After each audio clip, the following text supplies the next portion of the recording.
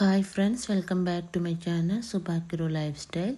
இப்போ நீங்கள் பார்க்குறது என்னோட நைட் ரொட்டீன். ஈவினிங் 7 இருந்து ஒரு 9:30 வரைக்கும் நான் என்ன செய்கிறேன்றதான் இந்த வீடியோ. ஸோ கொஞ்சம் பாத்திரங்கள் வாஷ் பண்ணாமல் இருந்தது, அதை எல்லாமே கழுவி வச்சுட்டு நைட் சாப்பாடு செய்ய வலிக்கிட்டேன். இன்றைக்கி நைட் எங்களோட வீட்டை புட்டு அவிக்கினாங்க. ஸோ மதியம் வச்ச கறிகள் எல்லாமே அப்படியே இருந்தது. புட்டு அவிச்சு கறியோடு சாப்பிட்டோம். வழமையாகவே எங்களோட வீட்டை மதியம் மட்டும்தான் சோறு இருக்கும். மார்னிங்கும் நைட்டும் சாப்பாடாக தான் இருக்கும். அதில் கண்டிப்பாக நைட் புட்டாக தான் இருக்கும். குழச்ச மிஞ்சிச்சேன்னு சொன்னால் அதையே ஃப்ரிட்ஜுக்குள்ளே வச்சு மார்னிங் புட்டு வச்சு அப்பா வேலைக்கும் கொண்டு போயிடுவேன். புட்டுக்கும் மாவெல்லாம் குழச்சிட்டு தேங்காயுமே துருவி அந்த மாவோடு சேர்த்து அவிக்கிற நேரம் புட்டு நல்லா டேஸ்ட்டாக இருக்கும். ஸ்ரீலங்காவில் ஜாழ்ப்பாணத்தை பொறுத்தவரையில் அநேகமான வீட்டில் புட்டு தான் நைட் சாப்பாடாக இருக்கும்.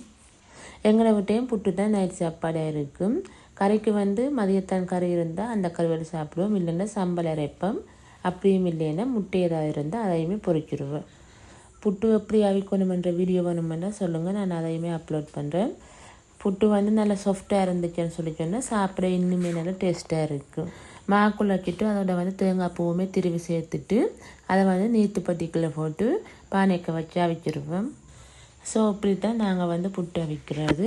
புட்டெல்லாம் அடுப்பில் வச்ச பிறகு இருக்கிற ஈயத்துகள் எல்லாத்தையுமே கழுவி ஈயத்து வைக்கிற ஸ்டாண்டை வச்சுட்டேன். ஸோ அப்பப்போ கழுவுற ஈயத்துகளை வாஷ் பண்ணி வச்சுட்டோம்னு சொல்லி சொன்னால் கிச்சன் கொஞ்சம் நீட்டாக இருக்கிற மாதிரி இருக்கும். அப்படி இல்லாமல் எல்லாத்தையும் சேர்த்து வச்சோம்னு சொல்லி சொன்னால் கொஞ்சம் கிளம்ஸியாக இருக்கும்.